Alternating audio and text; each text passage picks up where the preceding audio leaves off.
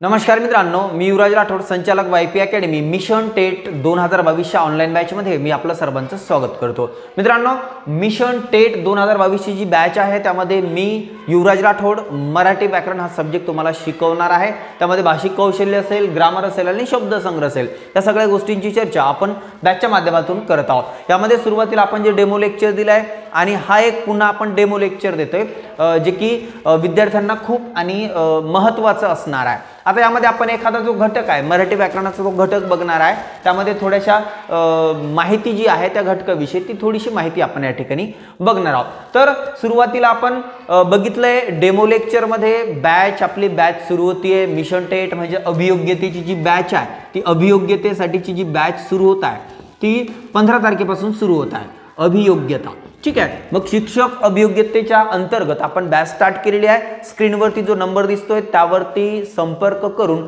तुम्ही बॅच जी आहे ती बॅच जॉईन करू शकता। त्यामध्ये तुम्हाला नोट्स वगैरे आणि सर्व गोष्टी इन्क्लूड असणार आहे। मॉक टेस्ट, त्यानंतर यामध्ये लेक्चर तुमच्या वेळेप्रमाणे पाहण्याची सोय सुद्धा यामध्ये आहे। स्क्रीनवर दिसलेल्या नंबरवरती तुम्हाला आजच संपर्क करायचा आहे आणि जी बॅच आहे ती बॅच जॉईन करायची आहे। तर आता यामध्ये सर्वप्रथम बघितलं आपण मागच्या डेमोच्या माध्यमातून की मराठी व्याकरण हा जो घटक आहे त्यामध्ये कोणकोणते घटक या ठिकाणी आपल्याला शिकायचे आहे, म्हणजे अभियोग्यतेसाठी अभ्यासक्रम जो आहे तो अभ्यासक्रम कोणकोणता असणार आहे। आता यामध्ये आधी अभियोग्यता जी आहे ती ऑनलाईन होती, आता ऑफलाईन होणार आहे। मग त्यात काही चेंजेस होत आहेत का त्यानुसार आपण सिलेबस घेणार आहे। तर सुरुवातीला आपण मराठी व्याकरणाला सुरुवात करणार आहे आणि त्यानंतर एक 8-10 दिवसामध्ये आपल्याला समजूनही जाईल की काही यामध्ये मायनर जर चेंजेस असतील तर त्यानुसार आपल्याला जो सिलेबस आहे तो आपल्याला शिकावा लागणार आहे। मग यामध्ये सुरुवातीला आपण बघूया वर्णमाला घटक। वर्णमाला परीक्षा ज्या आहे, कोणत्याही परीक्षा ज्या आहे सरकारी नोकरीसाठी आपण कोणत्याही परीक्षा देत असेल तर वर्णमाला या घटकावरती वारंवार जे प्रश्न आहेत ते प्रश्न या ठिकाणी रिपीट होत असतात। मग तुम्हाला या ठिकाणी त्यावरती कशा पद्धतीचे प्रश्न विचारले जातात वर्णमाला या घटकावरती, तर सर्व जे काही घटक आहेत त्याची आपण चर्चा ह्या लेक्चरच्या माध्यमातून या ठिकाणी करूया। तर साधारणतः वर्णमाला, मग वर्णमाला जर विचारलं तर वर्णमालेमध्ये आपल्याला काय काय विचारलं जातं। मग वर्णमाला हा घटक आपण ज्यावेळेस शिकतो त्यावेळेस आपण डिटेलमध्ये बघणारच आहे, थोडक्यात त्याचा आढावा घेऊया। मग आता वर्णमाला या घटकावरती जर विचारलं तुम्हाला तर एकूण वर्णांची संख्या किती, ठीक आहे। वर्ण, एकूण वर्ण किती आहे म्हणजे वर्णांची संख्या विचारली जाते। त्यानंतर आपल्याला मधले जे काही घटक आहे मग स्वतंत्र वर्ण कोणता, ठीक आहे। मग त्यानंतर ऱ्हस्व स्वर किती आहेत किंवा ऱ्हस्व स्वर कोणते आहेत, त्यानंतर दीर्घ स्वर कोणते आहेत, ह्या अशा प्रकारचे प्रश्न तुम्हाला विचारले जातात। त्यानंतर यामध्ये महत्त्वाचं काय तर या ठिकाणी संयुक्त स्वर कोणता आहे, ठीक आहे। मग संयुक्त स्वर तुम्हाला विचारला जातो। त्यानंतरचा जो घटक आहे यामध्ये तुम्हाला आणखी काय काय विचारलं जातं, महाप्राण कोणकोणते आहेत वर्णमालेचा जर विचार केला तर। त्यानंतर यामध्ये तुम्हाला विचारलं जाईल पुन्हा घर्षक व्यंजन कोणतं किंवा उष्म व्यंजने कोणती, ठीक आहे। उष्म व्यंजने, उष्मे व्यंजन। तर अशा पद्धतीने तुम्हाला जे प्रश्न आहे त्या प्रश्नावरती विचारले जातात वर्णमालेवरती। अर्धस्वर कोणता आहे, ठीक आहे, अर्धस्वर कोणता आहे। मग या सगळ्या गोष्टी आपल्याला माहित असणं गरजेचं आहे, ठीक आहे। मग या ठिकाणी वर्णमाला घटकाचा अभ्यास करत असताना यामध्ये वर्णमालेमध्ये एकूण वर्णांची संख्या किती आहे तर बऱ्याचदा कन्फ्यूज होतं, 50 आहे की 52 आहे, उत्तरामध्ये तेही दिलंय की 48 आहे, हे तीनही ऑप्शन तिथे दिलेत। तर यावरती जे प्रश्न विचारलेत आता ह्या वर्षी तर ते सर्व प्रश्न रद्द झालेत, ठीक आहे। कारण या ठिकाणी थोडंसं कन्फ्युजन आहे त्यामुळे यावरचे जे प्रश्न आहे ते रद्द झालेले आहे। कारण 52 जर वर्णांची संख्या आपण मानली किती 52 तर त्यामध्ये क्ष आणि ज्ञ याचा समावेश करावा लागतो आणि क्ष आणि ज्ञचा जर समावेश केला तरच ते 52 होतात। परंतु क्ष आणि ज्ञ हे वर्ण आहेत का नाही, कारण ती संयुक्त व्यंजन आहेत।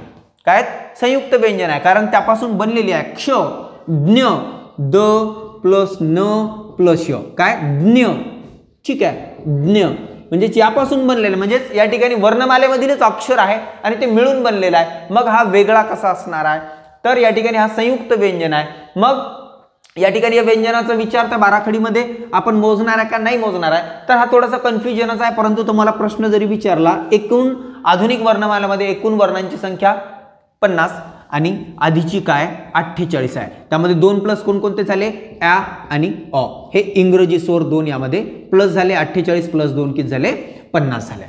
ठीक आहे. मग या ठिकाणी अशा पद्धतीने विचार करत असताना आपल्याला बऱ्याचदा कन्फ्युजन होते की स्वतंत्र वर्ण कोणता आहे. मग स्वतंत्र वर्णालाच पुन्हा द्रविडियन गटातील वर्ण असं म्हटलं जातं. काय? द्रविडियन गटातील वर्ण.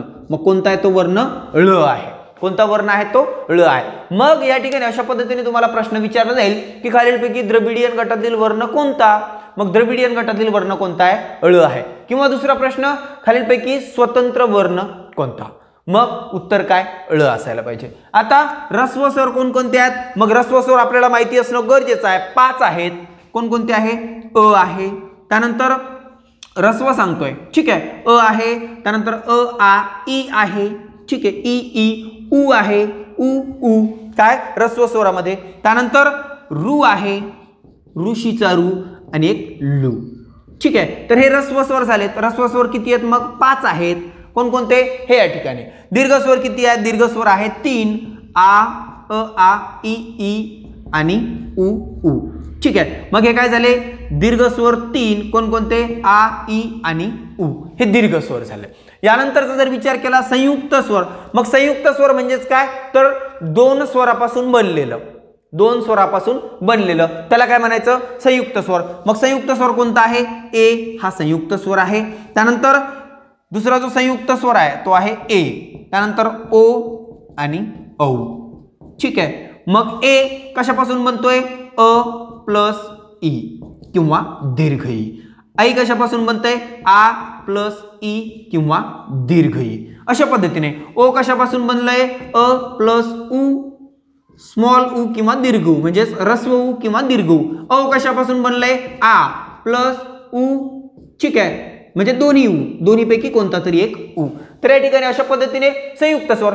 मग तुम्हाला विचारलं जातं की खालीलपैकी ए हा संयुक्त स्वर कशापासून तयार झाला? हे 4 ऑप्शन तुम्हाला दिले जातील. मग तुम्हाला ओळखता आला पाहिजे की ए हा जो काही स्वर आहे तो कोणत्या स्वरापासून किंवा कोणत्या स्वरापासून या ठिकाणी बनलेला आहे. म्हणजे 2 स्वर ज्यावेळेस एकत्र येतील, काय 2 स्वर जे आहे ते 2 स्वर ज्यावेळेस एकत्र येतील त्यावेळेस संयुक्त स्वर तयार होतो. मग अ आणि ई जर एकत्रित आलं तर ए तयार होतं. पुन्हा आ आणि ई जर एकत्रित आलं तर ए तयार होतं.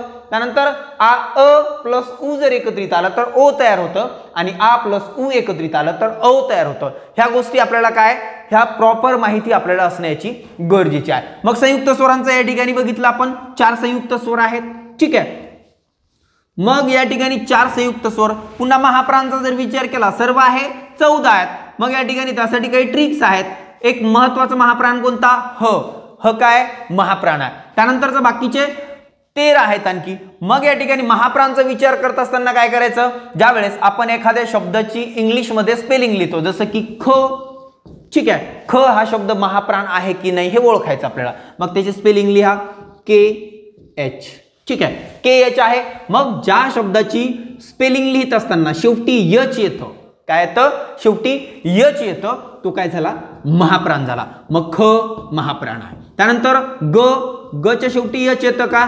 जी यच येतं का? नाही. मग घ, घ आहे, जी यच आलं. मग या ठिकाणी घ सुद्धा काय आहे? मग या ठिकाणी घ या ठिकाणी काय असणार आहे? महाप्राण आहे. तर ह्या छोट्या छोट्या गोष्टी ज्या आहेत त्या आपल्याला माहित असणं गरजेचं आहे. आणि ह्या वारंवार आपण वाचतो पण लक्षात राहत नाही. मग अशा छोट्या छोट्या गोष्टी आपल्याला लक्षात राहणं गरजेचं आहे. मग च आहे, च ची स्पेलिंग काय? सी एच आहे, तरी सुद्धा हा महाप्राण नाही. ठीक आहे. मग अपवाद आहे. त्याला अपवाद आपल्याला लक्षात ठेवावेच लागणार आहे. त्यासाठी कोणतीच ट्रिक नसते अपवादासाठी. ठीक आहे. मग अशा पद्धतीने या ठिकाणी जे काही वर्णमाला आहे त्या वर्णमालावरती अशा पद्धतीने तुम्हाला प्रश्न विचारले जातात. पुन्हा घर्षक, घर्षक किंवा उष्म व्यंजने ज्यावेळेस आपण त्या व्यंजनाचा उच्चार करतो त्यावेळेस काय होतं? घर्षण होतं, उष्णता बाहेर पडते थोडीशी. मग या ठिकाणी घर्षक व्यंजन कोणकोणती आहे किंवा उष्मी व्यंजने कोणकोणती आहे? तर श, त्यानंतर श आणि स. ठीक आहे. हे तीनही या ठिकाणी वर्ण जे आहे ते घर्षक आहे किंवा उष्मे आहे. मग या ठिकाणी तुम्हाला विचारलं की बाबा श आहे, ठीक आहे, त्यानंतर प आहे, त्यानंतर श आणि त्यानंतर स. मग खालीलपैकी घर्षक किंवा उष्म व्यंजन कोणतं नाही? मग श उष्म आहे, प उष्म नाही, श उष्म आहे आणि स उष्म आहे. मग आपल्याला विचारलं तर उष्म किंवा घर्षक व्यंजन कोणतं नाही, तर प नाही आहे. ठीक आहे, ह्या गोष्टी आपल्याला लक्षात असणं गरजेचं आहे. अर्धस्वर, अर्धस्वर कोणकोणते आहे? य, र, ल आणि व. य, र, ल, व काय? अर्धस्वर आहे. का अर्धस्वर आहे? कारण त्यांचा उच्चार जो आहे तो स्वराप्रमाणे होतो. त्यामुळे काय? य, र, ल, व हे काय? अर्धस्वर आहे. वारंवार विचारले जातात खालीलपैकी अर्धस्वर कोणता, खालीलपैकी अर्धस्वर कोणता नाही, हे आपल्याला लक्षात असणं गरजेचं आहे. य, र, ल, व अर्धस्वर आहेत. मग अशा पद्धतीने सोपे सोपे प्रश्न आपल्याला परीक्षेत विचारले जातात आणि आपण त्या वेळेवरती नेमकं आपलं माइंड कुठे सेट असतं हे आपल्याला त्या ठिकाणी कॉन्स्टंट करणं या ठिकाणी गरजेचं आहे. कारण त्या ठिकाणी जर आपण लक्ष केंद्रित करत असेल त्यावेळेसच आपल्याला याची जी उत्तर आहे ती पटापट पटापट चुटकीनुसार आपल्याला काय करता येईल? सोडवता येईल. मग या ठिकाणी बाकीचा संपूर्ण जो अभ्यास आहे तो संपूर्ण अभ्यास आपण टेटच्या जी काही बॅच आहे त्या बॅचच्या माध्यमातून या ठिकाणी करणार आहे. तर त्यासाठी तुम्हाला काय करायचं आहे? हे छोटे छोटे जे घटक आहेत त्याचे छोटे छोटे आपल्याला पार्ट बनवायचे त्यामध्ये आणि छोटे छोटे पार्ट बनवून हे जे घटक आहे ते शिकायचे आहेत. त्याच पद्धतीने बाकीचे जे डेमो लेक्चर आहे ते चॅनलवरती दिलेले आहे. दिवशी मॅडम असेल किंवा मग सरकार सर असतील, रहमान सर असतील किंवा बाकीचे जे राठोड सर आहेत, गोपाळे सर आहेत, सर्वांचे लेक्चर आपण दिलेत. पवार सर असतील तर सर्वांचे लेक्चर आपण दिले. डेमो बघा एकदा. डेमो जर आवडला त्यानंतरच तुम्ही जे क्लासेस आहेत त्या संदर्भात इन्क्वायरी करा किंवा मग क्लासेस जॉईन करा. आणि तुम्हाला मागच्या डेमो लेक्चरच्या माध्यमातून सांगितलं की आपली जी टीईटीची बॅच होती मिशन टीईटी 2021 त्यामध्ये जवळपास आपल्याकडे 750 प्लस उमेदवार होते. तर त्यापैकी जवळपास 550 प्लस उमेदवार या ठिकाणी पासआउट होतील आपले. ठीक आहे. तर एकंदरीत जी काही मराठी व्याकरणाची जी काही अभ्यास आहे तो अभ्यास नेमका आपल्याला कशा पद्धतीने करायचा आहे तो तुम्हाला क्लासेसच्या माध्यमातून किंवा तुमच्या ट्युशनच्या माध्यमातून तुम्हाला त्या ठिकाणी नक्कीच त्याचा फायदा होणार आहे. तर येणारी जी काही अभियोग्यता परीक्षा असणार आहे आपली त्या अभियोग्यता परीक्षेमध्ये आपल्याला नेमके प्रश्न कशा पद्धतीने विचारले जातात, सिलेबस कशा पद्धतीने आहे, मागच्या लेक्चरच्या माध्यमातून तुम्हाला मग पूर्ण सिलेबस जो आहे तो सिलेबस सुद्धा त्या ठिकाणी लिहून दिला होता. तर बॅच जर जॉईन करायची असेल स्क्रीनवरती नंबर दिसतोय, स्क्रीनवरती दिलेल्या नंबरवरती तुम्ही संपर्क करू शकता. आता या ठिकाणी वर्णमालेमध्ये मग बरेचसे आहे घटक. स्पर्श व्यंजने कोणती आहे, तालव्य व्यंजने कोणती आहे, दंत तालव्य कोणती आहे, मूर्धन्य कोणती आहे, त्यानंतर ओष्ठे कोणती आहे, कंठे कोणती आहे. मग ओष्ठे प, फ, ब, भ, ओठाला ओठ टच होतात. मग टच होत असल्यामुळे त्यांना आपण काय म्हणतो? ओष्ठवर्ण म्हणतो. मग त्यामुळे ते ओष्ठवर्ण आहेत ते लक्षात आलं पाहिजे आपल्याला. अनुनासिक, अनुस्वर, त्यानंतर दोन स्वरादी आहे आपल्याकडे. ठीक आहे, स्वरादी दोन आहेत. मग कोणकोणते आहे? आणि आ. आता हे दोन स्वरादी आहे. मग हा पहिला काय? त्यापैकी पहिला आहे अनुस्वार. ठीक आहे. दुसरा काय? दुसरा आहे विसर्ग. ह्या सगळ्या गोष्टी आपल्याला प्रॉपर माहिती असणं गरजेचं आहे. आणि त्यावेळेसच आपण ज्या क्षणी आपण मराठी व्याकरणाचा प्रश्न पाहिला त्या क्षणी आपल्याला तो लक्षात आला पाहिजे आणि उत्तर त्याचं लगेच आपल्याला क्लिक झालं पाहिजे. हां, स्वरादी कोणती आहे? तर आहा दोन स्वरादी आहे, बाकी मला काही घेणं देणं नाही, पटकन उत्तर लिहून टाकायचं.